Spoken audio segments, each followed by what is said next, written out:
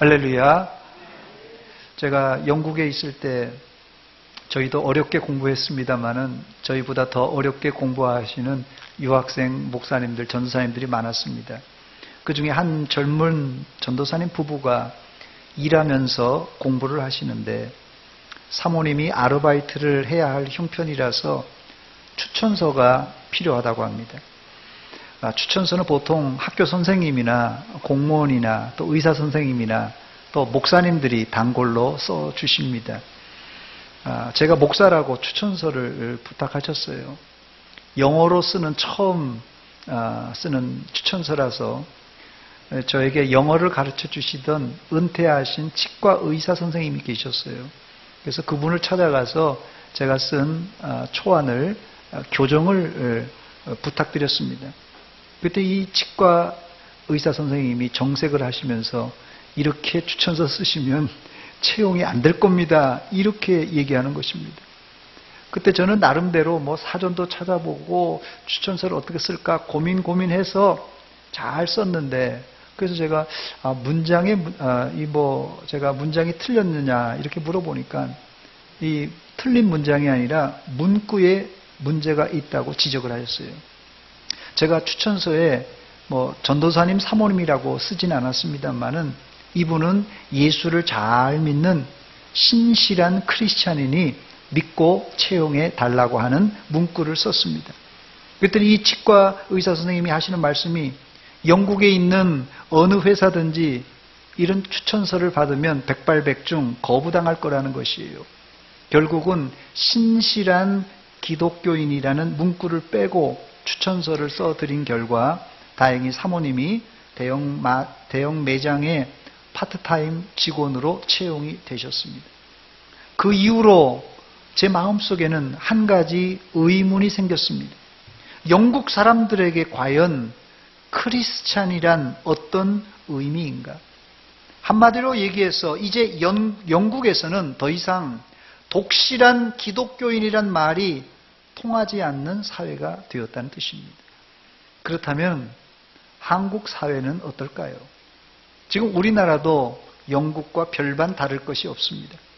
직장 들어가는 사람에게 추천서를 써준다고 이 사람은 예수 잘 믿는 사람이니 꼭 채용해달라고 문구를 쓴다면 아마 대기업에서 그 이력서를 보고 선뜻 뽑아줄까요?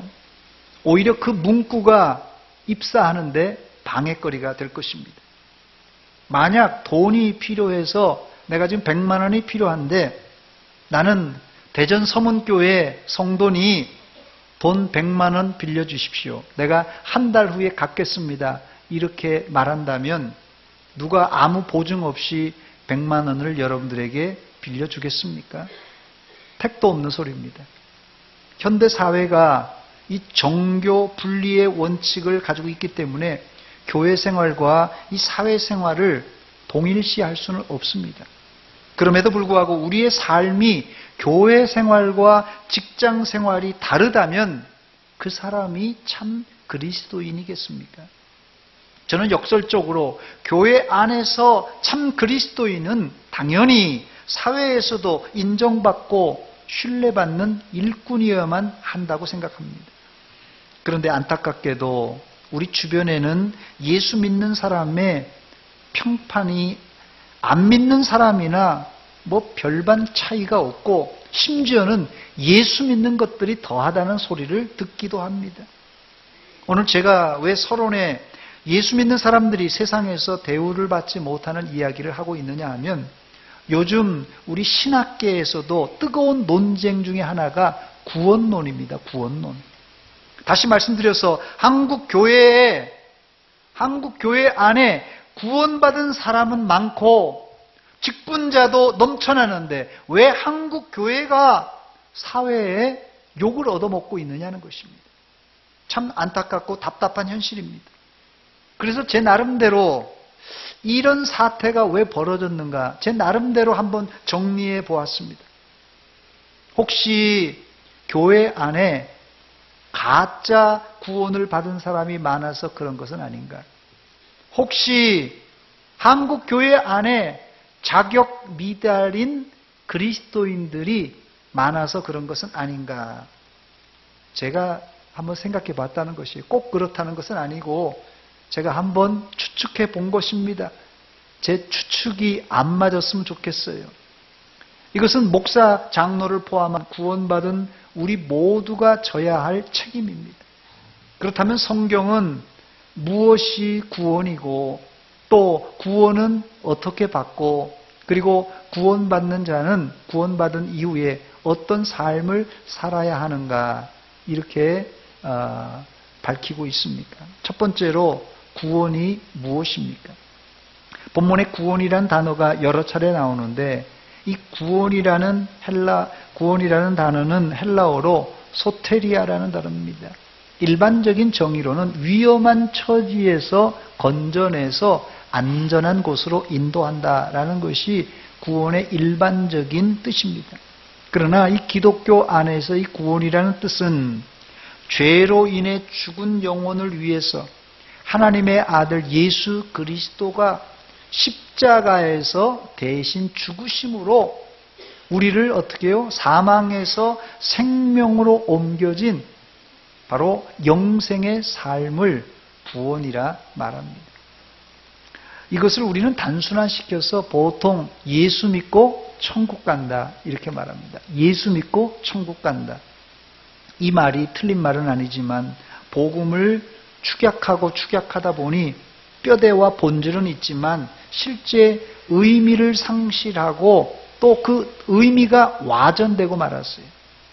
실제 믿는 자조차도 구원은 단순히 죽음 이후에 천국 간다 이렇게 축소해서 이해하고 있습니다. 그러나 성경은 어디에도 구원을 죽어 천국에 간다고만 한정하지 않고 오히려 예수님이 복음서에서 구원을 선포하실 때는 즉시 영원한 세계로 초대하고 있습니다. 그렇습니다. 현대 그리스도인들이 구원에 관하여 크게 놓치고 있는 사실은 구원은 단순히 내가 지금 대전에 살다가 죽어서 천국으로 시공간이 이동되는 그런 것이 아니라 믿는 즉시 하나님의 통치 영역 안으로 들어가는 그런 이동을 말합니다. 그게 바로 천국이에요. 여러분은 지금 어디에 계십니까? 예수 믿는 자라면 지금 예배당에 있잖아요. 예배당에 있는 동시에 지금 여러분들은 어디에 살고 있습니까? 바로 하나님 나라에 살고 있는 존재들입니다. 이런 개념이 약하다 보니까 사람들이 예수를 믿어도 이 세상에서 내 마음대로 살다가 죽어 천국만 가면 된다는 식으로 구원받았지만 이 구원의 삶이 실종된 사람이 많다는 것이에요. 그래서 저는 새삼스럽지만 구원의 정의를 다시 내려보려고 합니다. 구원이란 무엇입니까? 구원이란 죄로 인해 죽었던 인간을 살리기 위해서 하나님의 아들 예수 그리스도가 십자가에서 우리의 죄를 대신 지시고 죽으심으로 우리가 얻는 죄사함 또 의롭다함이 구원인데 사후 천국도 보장되어 있지만 즉시 믿는 즉시 하나님의 통치를 받아 이 땅에서부터 천국을 경험하게 되는 것 바로 이것이 구원입니다. 교회 다니는 사람들이 구원이라는 말을 다 알고 있는데 제가 왜 이런 설명을 구차하게 드리는 것입니까? 현재 이 한국 그리스도인들이 중세 카톨릭이 한 실수를 반복해서 저지르고 있기 때문에 그렇습니다. 그것이 무엇입니까? 한마디로 표현하자면 면죄부 신학이에요. 물론 그리스도인들이 과거 천주교인들이 샀던 면죄부를 사지는 않습니다만은 그런 개념을 가지고 천국을 하나의 천국 아파트 분양권을 얻는 것처럼 어떻게 천국 아파트 분양권을 어떻게 얻습니까? 한국 교인들이 일정 기간 헌금을 드리고 일정 기간 봉사의 양을 채우고 교회에서 실시하는 학습 세례를 받고 또 직분 받음으로 눈에 보이는 구원의 표징, 즉 면죄부를 천국 가는 티켓을 혹은 천국 아파트 분양권을 이제 획득함으로 결국은 무늬만 그리스도인 혹은 교회는 교회의 멤버들만 회원만 늘리는 꼴이 되고 말았습니다. 이런 영향 때문에 한국교회는 한국 사회의 존경과 인정은커녕 오히려 한국 사회가 교회를 걱정하고 있는 아주 어처구니 없는 일이 발생하고 말았습니다. 그래서 외람되지만 내 구원이 단지 면죄부처럼 외형적인 증표는 있는데 구원의 내용과 속내용, 실제가 없는 껍데기는 아닌지 한번 살펴보자는 것입니다. 그렇습니다. 구원은 내 힘으로 천국 아파트 분양권을 획득하는 것이 아닙니다. 구원이란 다시 말씀드립니다. 죄로 인해 죽었던 인간을 살리기 위해 하나님의 아들 예수 그리스도가 십자가에서 우리의 죄를 대신 지시고 죽으심으로 우리가 얻는 죄사함, 의롭다함인데 사후 천국도 보장되어 있지만 믿는 즉시 이 땅에서부터 천국을 경험하는 것, 바로 그게 구원이라는 것입니다. 아멘. 두 번째, 그렇다면 이 구원을, 이 좋은 구원을 어떻게 받습니까? 오늘 본문에는 받는 방법, 구원받는 방법 두 가지라고 말씀합니다. 첫째는 구원은 입으로 시인할 때 받습니다. 구원은 입으로 예수를 주라고 시인할 때 받습니다. 본문 9절과 10절의 내용이 그 내용입니다. 내가 만일 내 입으로 예수를 주로 시인하며 또 하나님께서 그를 죽은 자 가운데서 살리신 것을 내 마음에 믿으면 구원을 받으리라. 또 사람이 마음으로 믿어 의에 이르고 입으로 시인하여 구원에 이르느니라 그랬어요. 구원이 뭐라고요? 첫째는 입으로 예수를 주라고 시인하는 것입니다. 이 이야기는 우리가 하도 들어서 귀에 닳고 닳았어요. 한국교회에 믿는 사람 치고 이 구절 모르는 사람 없습니다. 이 구절 때문에 한국교회 목사님들은 성도들의 입으로 예수를 주라고 시인하도록 억지로라도 성도들에게 예수님을 주라고 고백하고 하나님을 강요 아닌 강요하고 있습니다. 하나님을 믿으라고. 그래서 설교 시간마다 저도 종종 여러분들에게 믿습니까? 이렇게 물어보면 여러분들이 아멘 이렇게 화답을 합니다. 예수님을 주님으로 믿는다는 의사표시입니다. 예수님을 믿습니까? 아멘, 아멘 이렇게 표시해요. 이것이 오늘 본문에 정확하게 기록되어 있습니다. 그래서 입으로 시인하면, 입으로 예수님을 주님이라고 시인하면 구원에 이르기 때문에 굉장히 중요한 교리입니다. 그러나 여기서 우리가 과연 정말 믿습니다, 아멘을 외치면은 입으로 시인했으니 구원을 정말 받습니까? 오늘 본문에 의하면 예, 받습니다. 그렇게 대답할 수 있습니다. 그러나 성경 다른 구절들을 읽어보면 아니기도 합니다. 성경이 이랬다 저랬다 하는가? 그 이유는 그 본질을 놓치면 우리가 달리 해석할 수도 있다는 게 이 구절을. 성경을 한번 찾아보면 마태복음 7장 21절입니다. 우리 같이 한 목소리로 천천히 읽어보겠습니다. 시작. 나더러 주여 주여 하는 자마다 다 천국에 들어갈 것이 아니요 다만 하늘에 계신 내 아버지의 뜻대로 행하는 자라야 들어가리라. 아멘. 본문의 사람들이 예수님을 주여라고 2번 부른 것을 볼 때 틀림없이 이 사람은 예수님을 주님이라고 고백한 사람임에 틀림없습니다. 그러나 예수님은 이런 사람을 향하여 너희가 말로만 주여 주여 주여 100번 외쳐도 천국에 들어가지 못하고 다만 아버지의 뜻대로 행하는 자라야 천국에 들어갈 수 있다고 말씀하셨어요. 여기서 우리가 주목해야 될 단어는 주님이라는 단어입니다. 예수가 주라는 표현은 당시 2000년 전의 상황에서는 매우 심각하고 진지한 고백이었어요. 제가 어릴 적에는 그때는 박정희 대통령 때입니다만은 대통령 비방죄 이런 게 있었어요. 사석에서도 대통령을 비방하면 당시 남산에 있는 중앙정보부입니까? 암기부입니까? 하여튼 여기 끌려갔어요, 진짜. 그러나 지금은 이 대통령 이름은 물론 별명을 불러도 심지어는 폄하하는 발언을 해도 대수롭게 여기지 않는 세상입니다. 세상 많이 변했습니다. 그런데 예수님 당시 이 주님이라고 부를 수 있는 부류는 딱 두 가지 종류였어요. 첫째는 로마의 황제나 총독을 이 주라고 불렀습니다. 당시 또 노예 제도가 있었기 때문에 노예가 자신의 주인을 향하여 주님이라고 불렀습니다. 이 주라는 단어는 헬라어로 큐리우스라는 단어입니다. 큐리우스. 이것은 사실은 제가 총독도 있다고 그러고 주인도 있다고 그러지만 공식적인 석상에서는 이 공식적인 주 큐리우스는 단 한 사람 로마 황제를 향하여서만 이 주님이라고 부를 수 있었습니다. 그런데 이 큐리우스라는 주님이라는 단어를 기독교인들은 겁도 없이 예수님에게 막 사용하는 것이, 당시 예수님은 빌라도 총독이 했던 재판은 불법 재판임에도 분명합니다만은 거기 종교적인 일 때문에 사실은 제사장들이나 서기관들이 예수님을 빌라도 법정에 세웠습니다만은 빌라도가 관심을 가졌던 것은 유대 종교가 아니었어요. 그 정치적인 문제에 관심이 있었는데 이 유대인들이 예수님을 뭐라고 부릅니까? 이스라엘의 왕이라고 부르고 또 이스라엘의 주님이라고 메시아라고 불렀던 것이 바로 그 재판의 중요한 제목이었어요.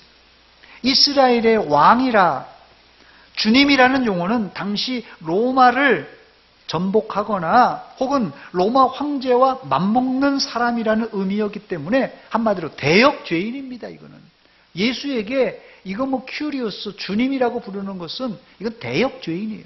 그래서 예수님은 정치적인 면에서 이 정치적인 희생양으로 십자가에 달려 죽으신 것입니다. 자, 이제 이 주님이라는 큐리오스를 우리 지금 현재 사회에 한번 적용해 보시기 바랍니다. 우리나라에서 예수님을 주님이라고 불러도 아무도 뭐라고 할 사람은 없습니다. 그러나 지금도 중동 이슬람 지대에서 예수님을 주님이라고 부르고 모하멧을 사람이라고 하든지 우상이라고 한다면 어떻게 되겠습니까? 당장 이게 잡혀갑니다. 중동에는 이 종교 경찰이 있습니다. 또 북한에서 예수님을 믿거나 혹은 성경책만 가지고 있더라도 10년 이상 이 노동교화형을 살아야만 합니다. 여러분들은 이런 어려운 상황이 올지라도 당당하게 예수님은 나의 주인이십니다 라고 고백할 수 있습니까? 이렇게 할 수 있는 사람이 오늘 본문에서 말하는 입으로 예수님을 시인하는 사람입니다. 그러니까 우리가 그냥 일반적으로 대통령 누구니? 문재인 대통령이지? 그래, 문재인 대통령이 대통령이지. 예수님이 누구니? 예수님 주인이지? 예수님 주인이야. 이런 식으로 그냥 그래 이런 식으로 대답해서는 안 됩니다. 예수님이 나의 주인이라는 표현은 내 인생을 걸고 심지어는 내 생명을 걸고 고백해야 그것이 본문에서 말하는 입으로 예수님을 주라고 시인하는 뜻입니다. 두 번째 구원받는 방법은 어떻게 받습니까? 다시 본문 9절 10절입니다. 내가 만일 내 입으로 예수를 주로 시인하며 또 하나님께서 그를 죽은 자 가운데서 살리신 것을 내 마음에 믿으면 구원을 받으리니 사람이 마음으로 믿어 의에 이르고 입으로 시인하여 구원에 이르느니라. 그랬어요. 두 번째 구원받는 방법은 우리가 예수님을 마음에 믿으면 구원받고 의에 이른다는 것이에요. 예수님을 믿는다는데, 마음으로 믿는다는데 구체적으로 마음으로 무엇을 믿는 것입니까? 여기 9절에 보니까 하나님이 예수님을 죽은 자 가운데서 죽었던 사람을 살린 이 부활을 우리 마음으로 믿을 때 그때 구원이 이른다는 것이에요. 사실 죽은 사람이 살아난다는 것, 이거 쉽지 않습니다. 이걸 믿는 게 쉽지 않아요. 이 말씀을 앞서 말씀드린 입으로 시인하는 것을 보완해 주는 말씀이에요. 너무 쉽게만 입으로 믿습니다. 그냥 이게 또 의심이 갈 땐 믿습니다. 이렇게까지도 얘기합니다. 우리가 아무리 믿습니다. 이렇게 얘기해도 전혀 행위가 없는 사람, 그냥 말로만 믿습니다, 믿습니다, 믿습니다 이렇게만 하고 그냥 행동이 전혀 없는 사람, 이 사람은 구원 못 받았다는 것이에요. 그렇다면 이 마음으로 믿는다는 뜻은 무엇입니까? 마음으로 믿는다는 뜻은 하나님을 나의 아버지로, 예수님을 날 위해 십자가 지시고 구원하신 분으로 동의하고 감사하고 이제부터 하나님을 위하여, 예수님을 위하여 나의 삶 전체를 드리겠습니다. 이게 바로 마음으로 믿는다는 뜻이에요. 하나님은 절대 비인격적인 분이 아닙니다. 하나님은 절대 우리가 하는 기계적으로 믿습니다, 아멘, 믿습니다, 아멘, 기계적인 말을 듣고 절대 속지 않으셔요. 하나님은 우리 마음속 깊은 곳에서 흘러나오는 진정한 신앙의 고백, 그 한마디를 듣고 싶어요. 그래서 마음으로 예수님, 또 그 주님의 부활을 믿고, 또 입으로 주님이 나의 주님이라고 고백하는 그 한마디를 듣고 싶어 하신다는 것이에요. 그래서 마음으로 믿는다는 말은 우리의 인격으로, 즉 지정의, 인격이 완전히 동의가 되어서 마음속으로부터 예수님은 내 인생의 주인이십니다 라고 고백하는 것, 이게 바로 마음으로 믿는다는 뜻입니다. 이런 마음의 동의는 자연스럽게 앞서 말씀드린 입으로 시인하는 그 말이 그냥 저절로 튀어나오는 거예요. 마음으로 진정한 이렇게 믿는 사람은 입으로 자연적으로 예수님을 주라고 고백하게 되어 있습니다.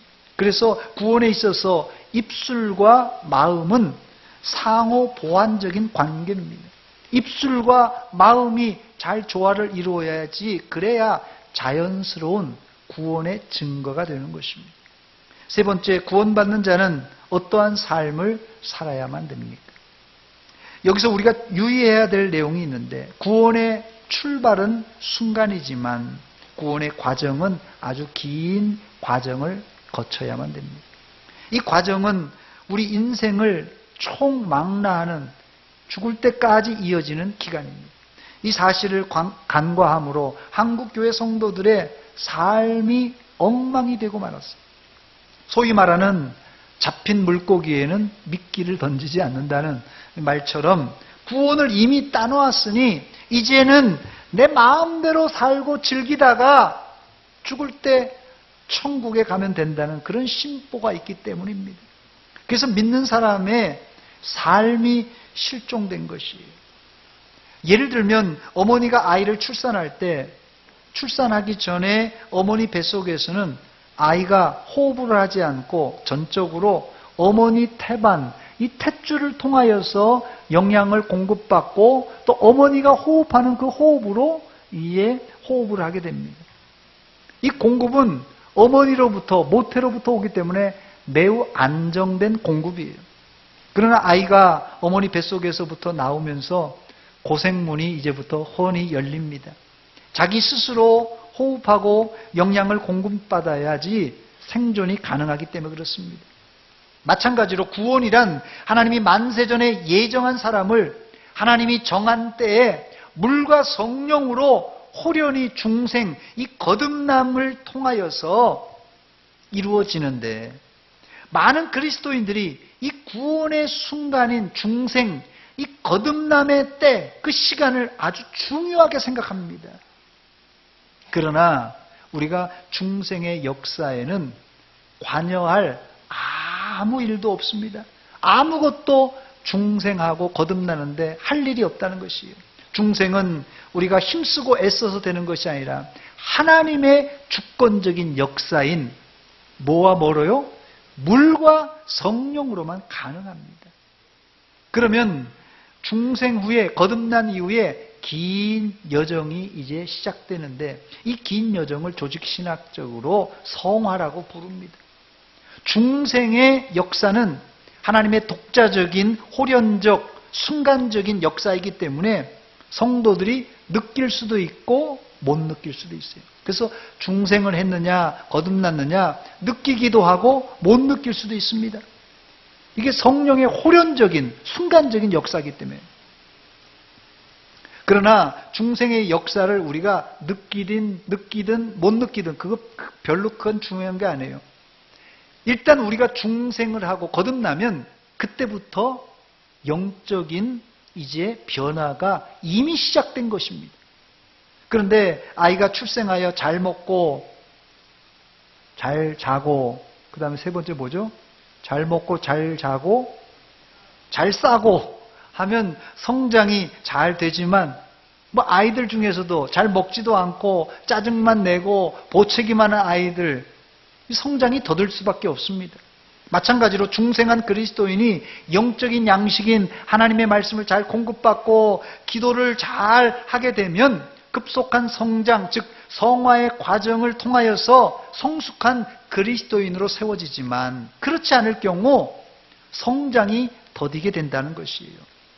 문제는 한국 교회 안에 중생했다, 구원받았다, 직분받았다 하는 사람은 많은데 성숙한 그리스도인을 찾아보기가 힘들다는 것입니다.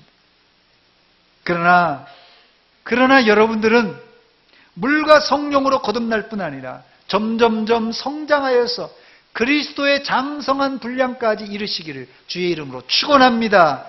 저를 한번 따라서 하시기 바랍니다. 성장합시다. 옆 사람에게도 권면해 주시기 바랍니다. 성장합시다. 육신이 잘 성장하려면 어린아이들이 세 가지요. 뭐요? 잘 먹고 잘 자고 잘 싸고 이렇게 해야 하는 것처럼 영혼도 이런 영양 공급과 이 건강한 영적 생활을 해야 돼요. 그래서 잘 먹는 거는 하나님의 말씀을 잘 공급받아야 됩니다. 그리고 기도를 잘 해야 돼요. 그리고 잘 싸야 됩니다. 회개 잘해야 돼요.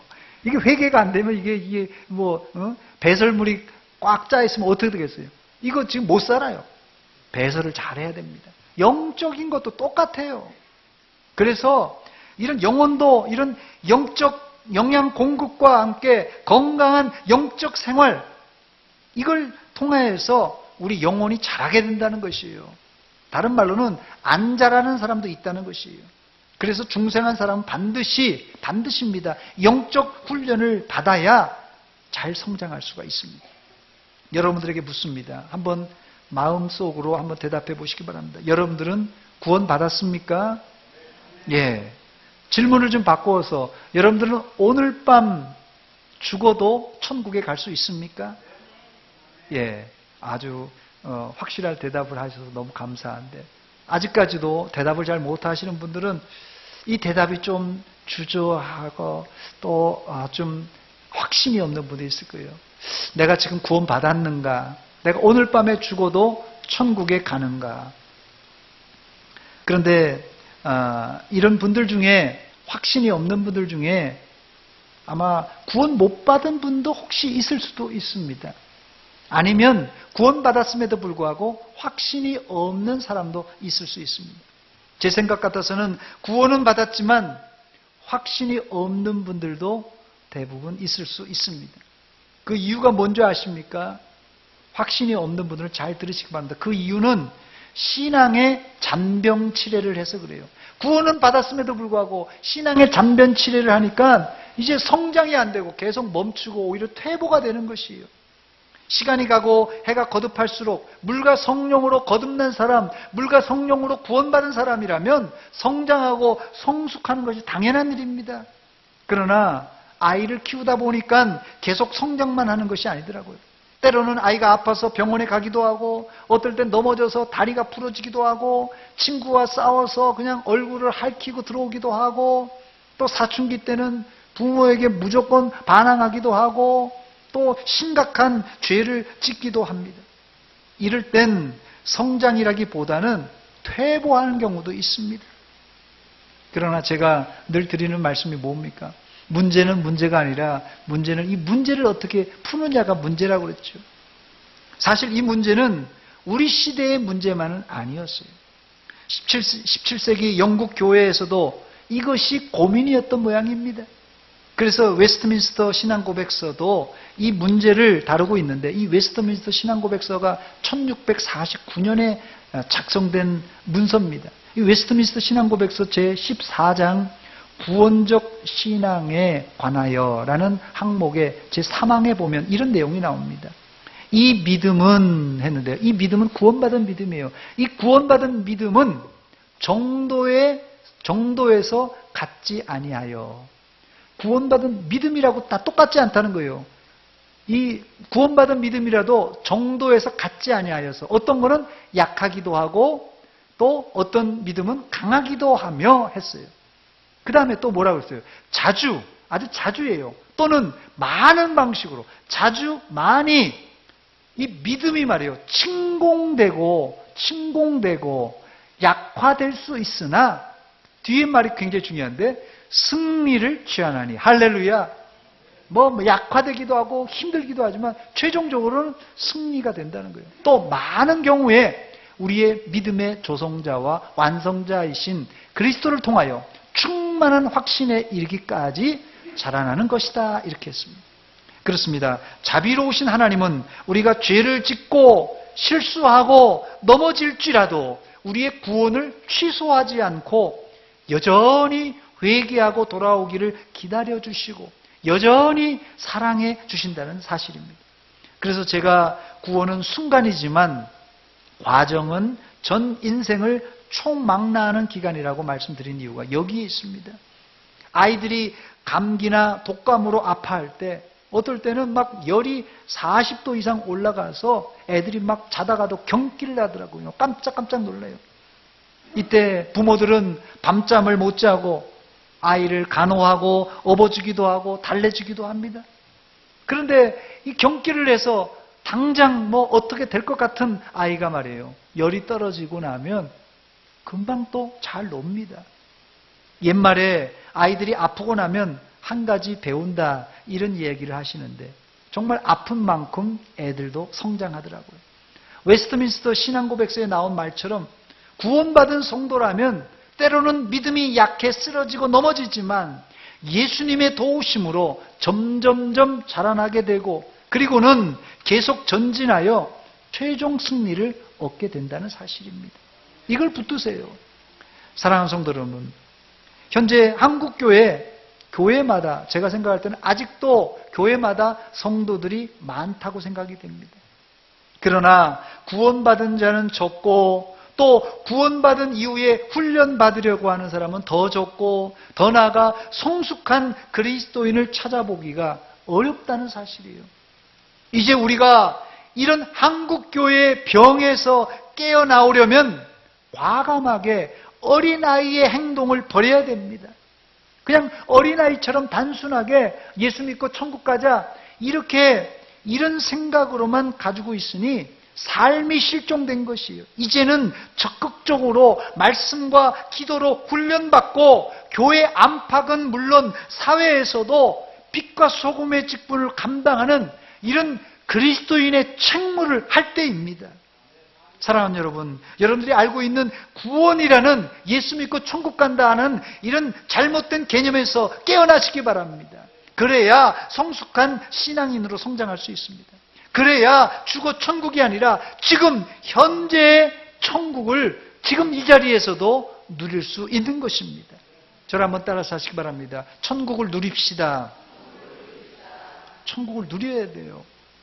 제가 매일 광고하기 전에 제일 첫 마디가 뭡니까? 광고하기 전에 제가 늘 하는 말이 있죠. 뭐죠? 기쁨의 동산, 작은 천국, 대전 서문교회에 오신 것을 환영합니다. 이렇게 제가 멘트를 합니다. 이것은 우리 교회가 작은 천국이 되자 이렇게 얘기하는 것인데 결코 이상이 아닙니다. 그냥 목사님이 늘 그냥 기쁨의 동산이고 작은 천국 그냥 지나가는 말이구나가 아니라 이건 이상적인 얘기가 아니라 지금 바로 우리 교회가 이 시대에 우리가 이루어야 될 하나님 나라의 실체예요. 이게 실체. 기쁨의 동산, 작은 천국이 먼 나라 이야기 아니라 바로 지금 여기에서 우리가 체험해야 될 그리고 우리가 누려야 될 그런 상황, 실제 상황이라는 것이에요. 근데 그걸 전혀 느끼지 못하고 그냥 그게 지나가는 말투구나 하고 그냥 돌아간다는 것입니다. 말씀을 정리합니다. 우리는 오늘 구원이란 무엇인가? 구원은 어떻게 받는가? 구원받은 이후 어떻게 살 것인가? 이 세 가지 주제를 살펴보았습니다. 이제 여러분들이 이 질문에 대답해 보시기 바랍니다. 여러분들은 예수님을 마음으로 믿고 입으로 주님이라고 시인하십니까? 또 십자가에 달려 죽었다가 사흘 만에 부활하신 주님을 믿고 시인하십니까? 그렇다면 구원받으신 거예요. 틀림없습니다. 성경이 그러니까 틀림없어요. 진짜 진정으로 입술로 마음으로 믿으면. 그렇다면 구원받은 이후에 어떻게 살고 있습니까? 구원받은 자는 구원받은 증거와 좋은 열매로 하나님을 기쁘시게 하고 세상에서는 빛과 소금의 직분을 감당해야 됩니다. 이런 사람이 천국 안에서 천국을 누리며 사는 사람이에요. 여러분, 천국이 그냥 죽어서 가는 게 아니라 바로 이런 신앙의 고백, 마음으로 믿고 입으로 시인하는 사람이 바로 지금 현장에서 천국을 살고 있고 천국을 맛보아야 된다는 것이에요. 그래서 여러분들이 이제 천국 안에서 천국을 누리며 또 더 나은 천국, 이제 죽은 이후에 갈 그 화려한 천국을 바라보시기를 주의 이름으로 축원합니다. 같이 기도하겠습니다. 이 시간 기도할 때 하나님, 내가 예수 믿고 구원받았음에도 불구하고 천국을 저 멀리 죽어가는 천국으로만 생각했습니다. 하나님, 이제 내가 구원받았으니 천국의 삶을 이 시간, 이 장소에서 누리게 하여 주시옵소서. 내 마음의 심령의 천국, 우리 가정의 천국, 우리 교회의 작은 천국을 이루게 하여 주시옵소서. 이 시간 같이 한 목소리 기도합니다. 하나님 아버지, 이 시간 우리가 예수 믿는다고 했지만 너무 사변적으로, 우리가 너무나도 하나님 철학적으로, 너무나도 비현실적으로 믿었던 저희들입니다. 이제 마음으로 믿고 입으로 시인함으로 천국이 지금 여기, 지금 나에게, 지금 우리에게, 지금 우리 교회 안에 임하시옵고 이 천국을 누리게 하여 주시옵소서. 그래서 하나님의 교회에 있는 자들마다 기쁨의 동산 작은 천국을 체험코 누리게 하여 주시옵소서. 아버지.